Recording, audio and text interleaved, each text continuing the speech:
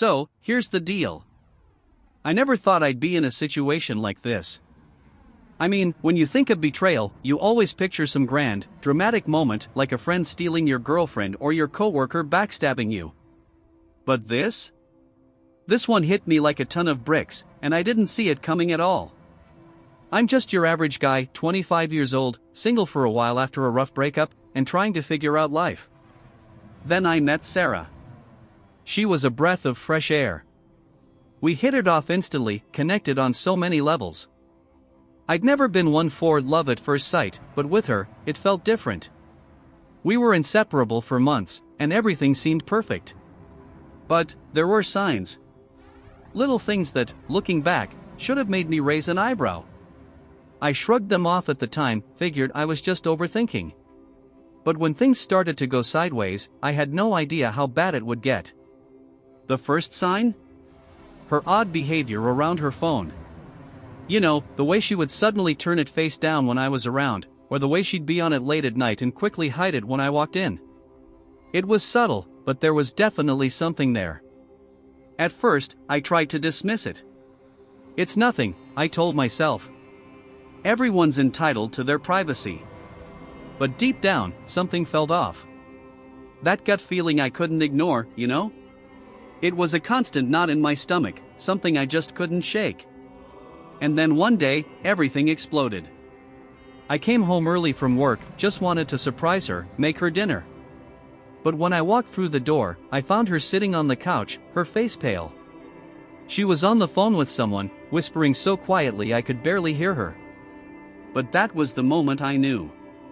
I could see her hand trembling, her eyes darting around the room like she was caught in the act.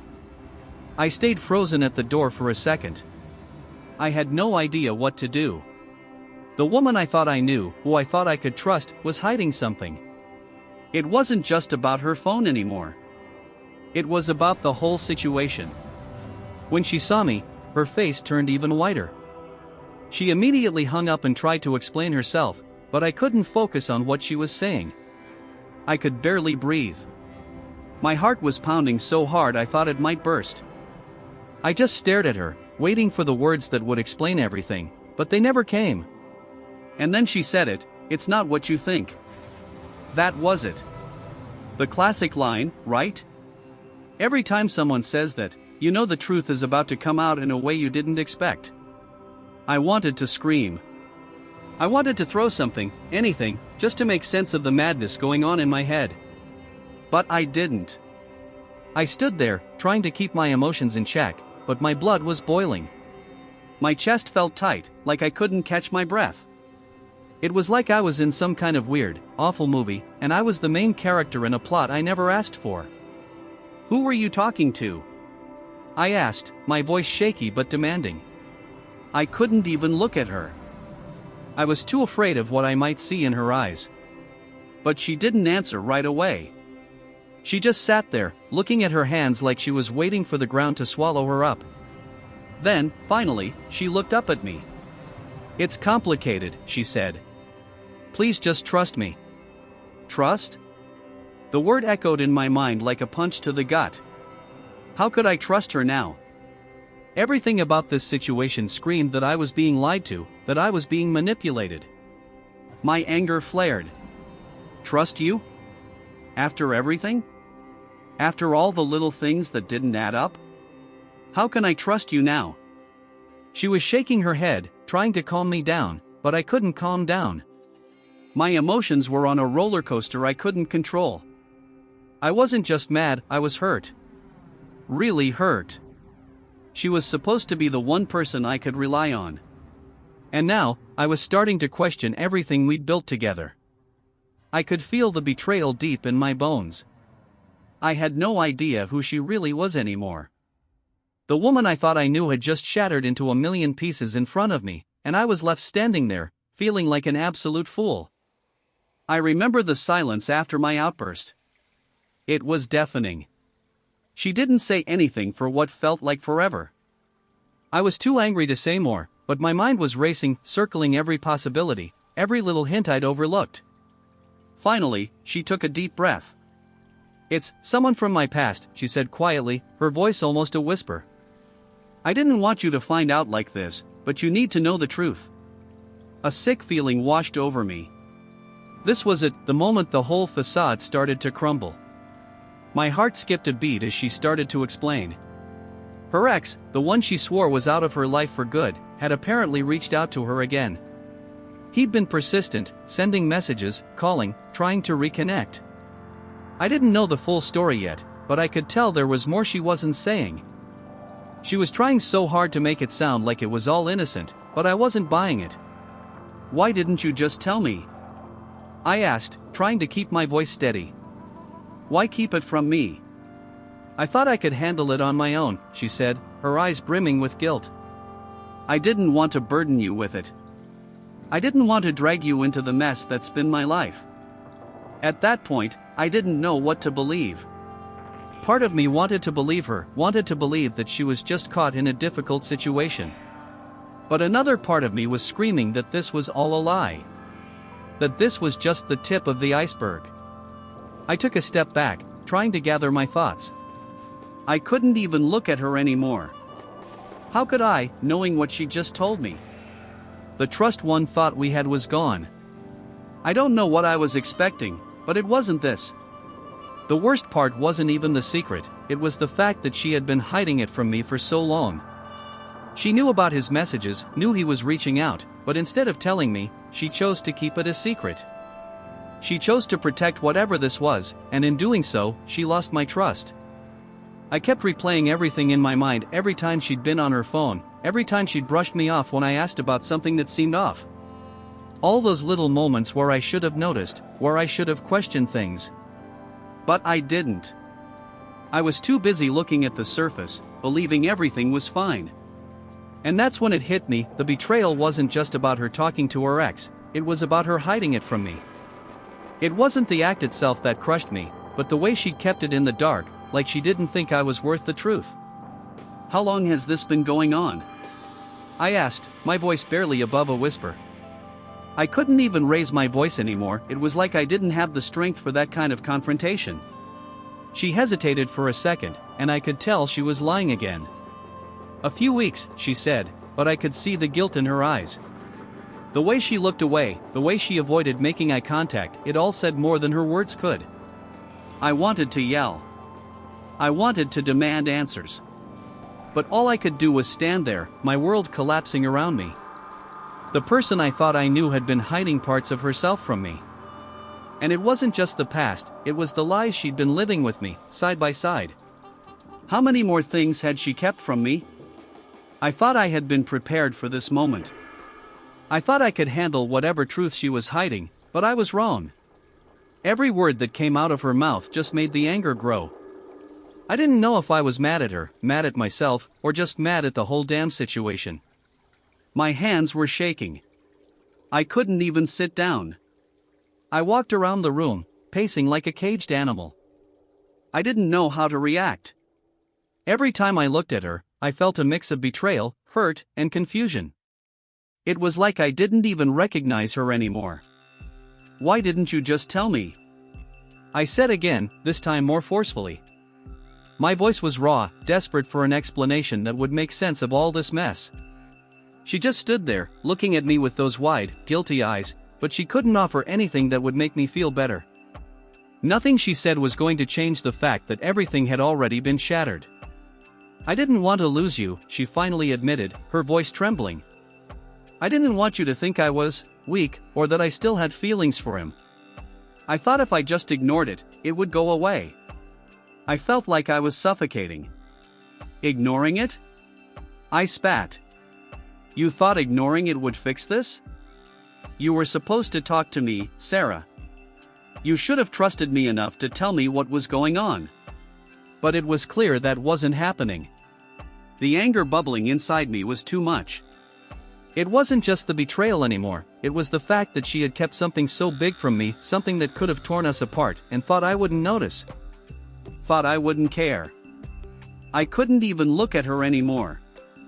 I had to leave, or I might have done something I would regret. I didn't know where I was going, but I needed to get out of that house. I needed space to breathe, to clear my head. I grabbed my jacket and stormed out the door, not even bothering to say another word. It felt like everything was closing in on me. The guilt, the anger, the confusion, how could I have been so blind? I walked aimlessly down the street, my thoughts spiraling. I was furious, but there was a part of me that wanted answers. I wanted to understand what had happened, how we got here. The whole thing felt like it was a bad dream I couldn't wake up from. How could she have done this to me? After about an hour of walking around, I ended up at a park nearby. I found a bench and just sat there, staring at the sky, trying to make sense of everything. I couldn't. Every time I thought I had a grip on the situation, my mind would race again. Eventually, my phone buzzed. It was Sarah. I had ignored her calls for the past few hours, but now, it felt like I needed to pick up. Maybe I could hear something that would make me feel like I wasn't losing my mind. I answered with a shaky breath. "What now?" "I'm sorry," she said, her voice cracking.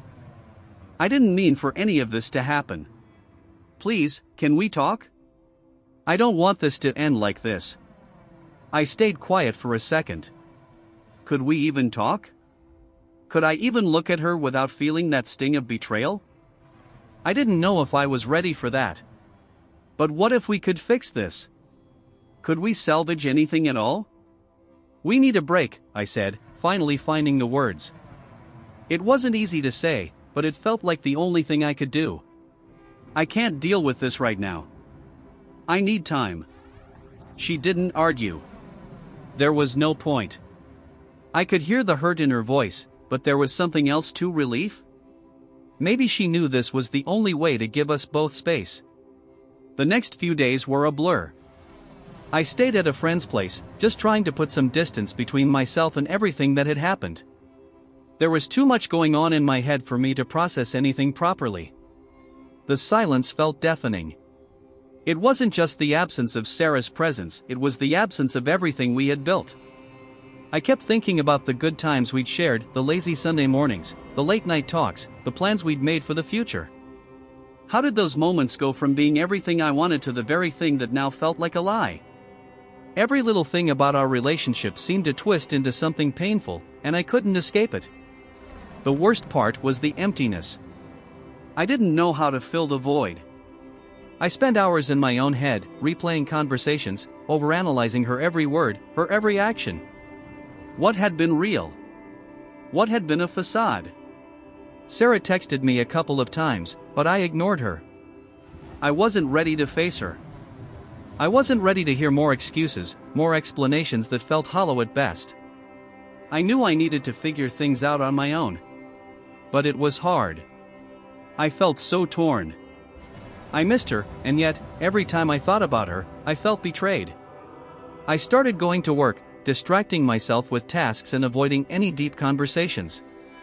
It wasn't healthy, but it was easier than confronting the mess I was in. At night, I'd lie awake, wondering if I was making a mistake by walking away. Maybe we could fix this. Maybe I was overreacting. But deep down, I knew one thing: I had to figure out if we could ever get past the betrayal. If we could rebuild the trust that had been shattered. And that wasn't going to happen overnight. After a week of being apart, I finally reached a breaking point. I couldn't keep running from the situation forever. The silence had done nothing but make everything worse, and every day I spent avoiding her only added more confusion to the pile. So, I called Sarah. When she picked up, I could hear the tension in her voice. I didn't waste time with pleasantries. "We need to talk," I said, my tone flat. We agreed to meet at a cafe the next afternoon. When I showed up, she was already there, sitting by the window, her hands wrapped around a coffee cup. She looked different. More worn, more fragile. It was like I was looking at a stranger, not the woman I had fallen in love with. She looked up when I walked in and gave me a small, unsure smile. "Hi," she said quietly. "Hi," I replied, sitting down across from her. We stared at each other for a few moments, both of us unsure of where to start. "I've been thinking," I began. "And the truth is, I don't know if I can get past this. I don't know if I can trust you again." The words felt heavy, like they were stuck in my chest. But I needed to say them. I needed to put everything out in the open. "I understand," she said, her voice breaking. "I've screwed up. I know I can't change what happened, but I want to make it right. I'll do anything to prove to you that I'm sorry." It hit me then just how badly I had been hurt. The emotions I'd been suppressing came flooding back, and suddenly I wasn't sure if I could even listen to her apology without feeling suffocated by the betrayal. But then I realized something: this wasn't just about her making things right. It was about me deciding if I could even want to move forward with her. Could I forgive her? Could I forgive myself for not seeing the warning signs earlier? We sat in silence for a moment, both of us avoiding eye contact. The tension was suffocating. I could see how much she wanted to fix things, but part of me wondered if it was too late for that. Could I ever feel the same about her after everything? Could I really forgive her? She broke the silence, her voice trembling. "I know I messed up, and I know I can't undo what I did. But I want to be better. I want us to be better." I wanted to believe her. I really did. But the truth was, I didn't know if I could trust her again. Every time I thought about what had happened, every time I remembered the lies, the secrecy, I felt like I was back at square one. "You say you want to fix this," I said, my voice steady but cold, "but can you really fix the trust we had? Can you really undo all the damage that's been done?" She looked down at her coffee cup, her hands shaking. "I don't know," she admitted softly. "But I'm willing to try. I'll do whatever it takes." I watched her for a long moment, my mind racing. I wanted to believe in second chances, but I wasn't sure if this was one of those situations where a second chance was possible. Trust was something that took years to build, and only seconds to destroy. Could we ever rebuild it? "I need time," I said finally. "I need to figure out if I can even look at you the same way again. If I can trust you again." She nodded, her eyes filled with tears. "I understand," she whispered. I stood up, not knowing what to say next. Part of me wanted to tell her everything would be okay, that we could work through this. But the other part of me knew that it wasn't that simple.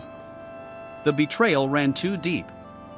The days after our conversation were a blur of emotions: anger, confusion, sadness, even guilt. I didn't know where I stood anymore. I tried to distract myself with work, with friends, with anything that could keep my mind from spiraling, but it was like I couldn't escape the question that haunted me: can we really fix this? Every time I thought about Sarah, I would feel a mix of longing and resentment. I missed her, yes. But more than that, I missed the idea of her, the woman I thought she was, the woman I trusted with everything. The reality was, the longer I thought about it, the more I realized that I didn't know her as well as I thought I did. And that hurt more than anything. I tried talking to a few friends, but honestly, no one really knew how to help. They offered their advice, but none of it felt right. Some said I should walk away, that I deserved better. Others told me to try and work it out. But how could I know what was best? I didn't have any answers. All I had were feelings, conflicting, painful feelings that were pulling me in every direction. Sarah texted me once or twice, but I didn't respond. I couldn't. I wasn't ready to face her again. I wasn't ready to make any decision about the future, about us. The more I thought about it, the more I realized how much work it would take to rebuild what we had, or if it was even worth rebuilding. It wasn't just about forgiveness. It was about who I was now in this relationship. Could I ever trust her again? Could I ever feel secure again, knowing what had happened? And could I ever stop seeing her through the lens of the betrayal she had caused? It took a while, but eventually, I found some clarity, not from talking to anyone else, but from sitting with myself and thinking about what I truly wanted. I had spent so much time reacting to the situation, getting lost in the chaos of emotions and trying to understand what Sarah had done. But the truth was, I hadn't really asked myself what I wanted moving forward. I took a walk one evening to clear my mind. The air was cool, and as I walked down the quiet street, it felt like the world was still, as if everything had paused to give me a moment of peace. I kept thinking about how different my life was now. I kept replaying the betrayal over and over in my head, trying to find an answer, a reason. But all I could come up with was one thing: I had to decide. I had to decide if I could forgive her. If I could move past what had happened, or if I was going to walk away for good. I kept thinking about the good times, the real moments we shared. But I also kept thinking about the hurt, the lies, the broken trust. It was like a tug of war between my head and my heart. Finally, I stopped walking, standing on the edge of a park, staring out at the empty benches. And in that moment, I realized something: maybe it wasn't just about forgiveness. Maybe it was about healing. Could I heal from this? Could we heal, together? Or was this just too much to come back from? I didn't have the answer yet, but for the first time in weeks, I felt like I was starting to get somewhere. The decision wasn't easy, and it wasn't going to be quick, but at least I was no longer avoiding it. I wasn't running anymore. It wasn't until a week later that I finally found the courage to call Sarah. I'd spent days going back and forth, but I knew it was time to face the situation head-on. I couldn't keep living in limbo. I had to make a decision, and it wasn't fair to either of us to keep avoiding it. When she picked up, I didn't waste time with small talk. "We need to talk," I said, my voice steady but tense. She knew what this was about. "I'm ready," she said quietly. There was no hesitation in her voice, but there was something in the way she spoke, almost as if she was bracing for impact. We agreed to meet again, this time at a small park near my place. I showed up early, my nerves on edge. Every part of me wanted to rush through this, to get it over with, but I knew that wasn't fair to either of us. I had to be honest. I had to be real about how I was feeling, even if it hurt. When Sarah arrived, she was standing a few feet away, her shoulders slumped. She looked tired, defeated, even. Her usual energy was gone, replaced with a quiet sadness. I didn't know what to say at first, so I just stood there, taking her in. Finally, I spoke. "I've been thinking a lot about everything, about us." I paused, gathering my thoughts. "And the truth is, I don't know if I can ever trust you the way I did before. I don't know if I can go back to the way things were." Her face fell. "I understand," she whispered, her eyes welling up with tears. "I don't expect things to be the same, but I want you to know that I'm sorry. I don't want to lose you." The weight of the moment hit me then. I had to decide whether or not I was willing to try again, whether I could live with the lingering doubts, or if it was time to let go. It felt like I was at a crossroads, standing there with Sarah, knowing that any choice I made would shape the rest of my life. I had to make a decision, but it wasn't a simple one. Could I forgive her? Could I look past what had happened and rebuild the trust we'd lost? I had to face the truth that nothing would ever be the same. But the question was, could I accept that?